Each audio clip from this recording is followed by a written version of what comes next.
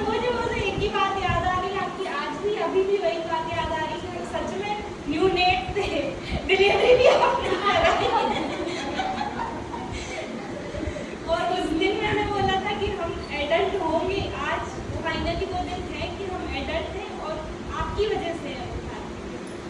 और रही बात पढ़ने की, तो वो हमारी टीचर पीछे बैठी है,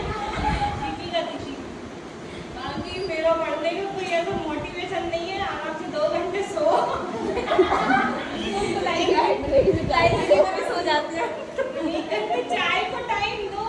हाँ, बस ये है कि आपको जो चीज़ नहीं आ रही है वो आप अगेन एंड अगेन रिपीट करो। जो चीज़ नहीं है, आपको अगर कोई क्वेश्चन आ भी रहा है तो भी उसको दोबारा रिपीट करना है। देन क्वेश्चन प्रैक्टिस का ऐसा है कि आप अगर पीआर या अगर सॉल्व कर रहे हो, इवन पीआर या टारगेट आई, तो आपको जो क्वेश्चन 2 बार पहले भी सॉल्व कर लो उसको। जो क्वेश्चन आपको फर्स्ट टाइम में आ रहा है, फर्स्ट अटेम्प्ट में, भले वो वन लाइनर, इवन वो ये भी पूछ रहा है कि लेफ्ट वेंट्रिकल, ये सारी चीज़ें आप जानते हो, तो आप उसको स्किप नहीं करना है, 2 टाइम उसको अटेम्प्ट करना है, उसको सॉल्व करना है, देन आप उसको छोड़ दो। आपको जो चीज़ नहीं आ रही है, 1% भी डाउट लग रहा है कि मैं नेक्स्ट टाइम इसको सॉल्व करूँगी तो मैं ये आंसर नहीं लगा पाऊँगी, या ये आंसर मुझसे स्किप होगा, या ये बेटर नहीं होगा, तो मतलब मुझे इसका रैशनल नहीं आ रहा है, तो उसको एक बार मार्क कर दो कि नेक्स्ट टाइम जब आप सॉल्व करो तो फिर उसी को उठाओ। आपको पूरी बुक उठाने की ज़रूरत नहीं है, आपने 2 बार ऑलरेडी आप सॉल्व कर चुके हो। आज अगर आप 500 क्वेश्चन लेके बैठ रहे हो, आपने 2 बार 500 क्वेश्चन कर लिए। फर्स्ट टाइम में आप जब करोगे तो वो 500 एक साथ ही नहीं होंगे। 100 क्वेश्चन को 1 घंटा लग जाएगा, 2 घंटे लग जाएंगे, बहुत समझना पड़ेगा। मतलब बेसिक क्वेश्चन तक सर से पूछे, इवन उन्होंने थ्योरी पढ़ा दी, फिर भी हमने बेसिक क्वेश्चन पूछे हैं। तो आपको स्टार्टिंग में 1-2 घंटा 100 क्वेश्चन में लगेगा। देन आप जब नेक्स्ट टाइम करोगे, वही 100 क्वेश्चन आपके हाफ एन आवर से या 50 मिनट में आराम से हो जाएगी। वो हो गए, आपने 2 बार सॉल्व किया। नेक्स्ट टाइम ये टारगेट और पीआर का है, नेक्स्ट टाइम आप उसको जब आप थर्ड टाइम करने बैठे या सेकेंड टाइम में, अगर आप फर्स्ट टाइम में उसको अच्छे से पढ़ लिया कि मुझे ये आ रहा है, मैं किसी भी हालत में ये क्वेश्चन कर लूँगी, क्योंकि मोस्ट ऑफ ऐसे क्वेश्चन है हर एग्जाम में 10 to 20 क्वेश्चन वही रिपीट हो रहे हैं बुक्स के। पीआर और टारगेट बहुत ज़्यादा मुझको हल्के में ले लेते हैं, लेकिन वही तो उसमें बहुत सारी चीज़ें ऐसी रिपीट हो रही। जब आप थर्ड टाइम उसको करने बैठोगे तो आपको जो क्वेश्चन है 100 में से आपने 2 बार कर लिया, तो 100 में से 50 क्वेश्चन ऐसे हैं जो आप ऑलरेडी आपको पहले से आ रहे हैं, तो आप अब उनको स्किप करने का टाइम, अब उनको स्किप करो, वो 100 क्वेश्चन पे मार्क करो, आपको नेक्स्ट टाइम पढ़ने की ज़रूरत है। आपने इवन आपके 1% भी डाउट आ रहा है कि मैंने ये आंसर सेलेक्ट किया था, ये नहीं यार मैंने गलती से शायद ये सिलेक्ट कर दिया, आप उसको फिर से मार्क करो कि भले ही मैंने गलती से किया, लेकिन क्यों किया उस चीज़ को। तो आप जब नेक्स्ट टाइम उठाओगे तो आपको वो चीज़ याद है कि नहीं इसका आंसर ये रैशनली है। तो ऐसे आपको टारगेट और पीआर सॉल्व करनी है। उसके बाद आप जब एनक्लेक्स पे जाओगे तो डायरेक्टली एनक्लेक्स पे नहीं जाना है, आपको उसकी बेसिक जो चीज़ें जैसे सर पढ़ा रहे हैं, सर मोस्ट ऑफ सारी चीज़ों से कंटेंट लेते हैं, एनक्लेक्स, मॉस, लिपिन कोड, जहाँ से उनको मिलता है परिचारिका सब भूल डालते हैं। तो आपको अगर आ रहा है तो आप एक बुक सिलेक्ट करो थ्योरी के लिए।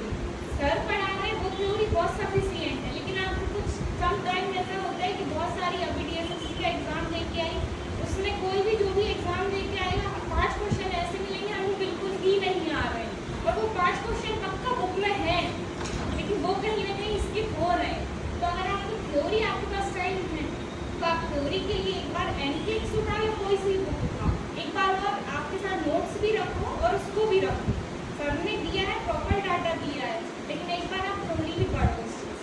देन उसके बाद आप पीआर के टारगेट उठाई, देन एनक्लेक्स अगर सॉल्व हो रही है, फर्स्ट टाइम में सच में नहीं होगी, दीपिका दीदी सही बोला, मेरे तो 5 क्वेश्चन सही होते थे 50 में से, तो फर्स्ट टाइम में नहीं होगी सॉल्व, लेकिन आपको उनकी प्रॉपर रैशनल पढ़नी है। ये नहीं कि आंसर आ रहा है तो हम उसके रैशनल नहीं पढ़ने, हमें आता है उसमें रैशनल, हम कुछ और समझते हैं निकलता कुछ और है उसमें, तो आपको वो रैशनल भी पढ़ना जरूरी है।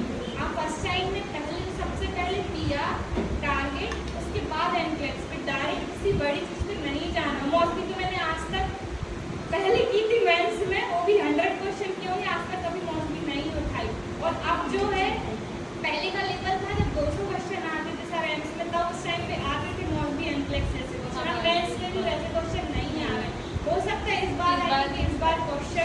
मैंने टाइमिंग भी थोड़ी ज़्यादा रखी है, बट इतना नहीं आएगा कि मॉन्सबी लेवल का शायद मेरे हिसाब से मेरे को नहीं होगा, लेकिन बस यही है कि टारगेट और पीआर को तो गोल डालो। अगर वो, क्योंकि एक एक क्वेश्चन बहुत इंपॉर्टेंट है, वो 20 से 10 क्वेश्चन आपके जरूर उससे फंसेंगे, और 50 क्वेश्चन 60 क्वेश्चन आपको आते हैं, और सर जैसे बोलते हैं कि 5-10 क्वेश्चन ऐसे आते हैं जो उनको भी नहीं आते। वो फाइनल है कि वो आएंगे, लेकिन आपके पास जो चीज़ें हैं, 20 क्वेश्चन आपको कहाँ से रखने हैं, 50 क्वेश्चन आपके माइंड से पहले से ही हमने इतना पढ़ लिया है, तो 70 से 80 क्वेश्चन आपको ऐसे ही आ जाएंगे। बस यही है और कुछ नहीं है।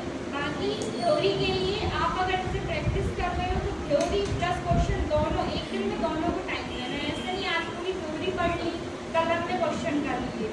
क्या होता है जब सर हम थ्योरी पढ़ते हैं तो फिर माइंड वो क्वेश्चन वो सारी चीज़ें निकलने लगती हैं, पूरी थ्योरी बहुत माइंड बहुत लोड हो जाता है।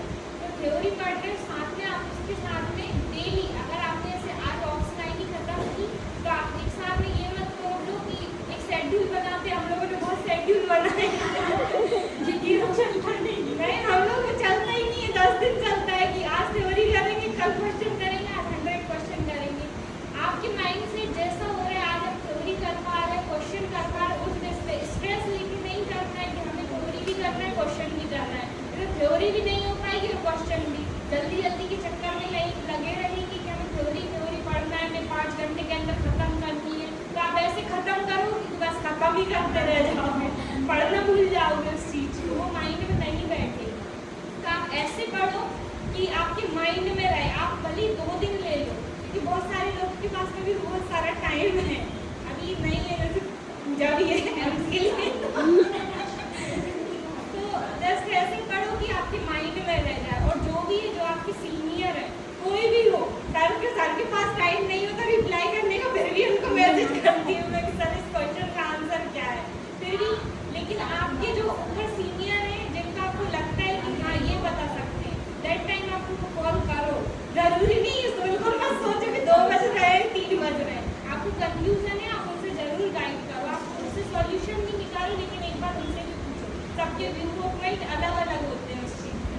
तो जस्ट ऐसे ही बस क्वेश्चन प्रैक्टिस करना है, और थ्योरी प्लस थ्योरी तो हमेशा लेके चलनी है। अगर जितनी आपकी थ्योरी क्लियर होगी उतने ही क्वेश्चन क्लियर होंगे, क्योंकि आजकल क्वेश्चन आ रहे हैं क्लियर, लेकिन थ्योरी से भी ऐसी ऐसी जगह से आ रही है कि हम सोच नहीं सकते, हम जिस चीज़ को स्किप कर देते हैं वो क्वेश्चन बन के आता है, उनको हल्के में ले लेते हैं। और सर मेरी मेंस में यही मिस्टेक रही कि मैंने बेसिक क्वेश्चन को कभी ध्यान नहीं दिया इतना ज़्यादा, तो वही बेसिक क्वेश्चन मेरे वहाँ गलत हो गए। तो अगर मैं अब नॉर्मल देती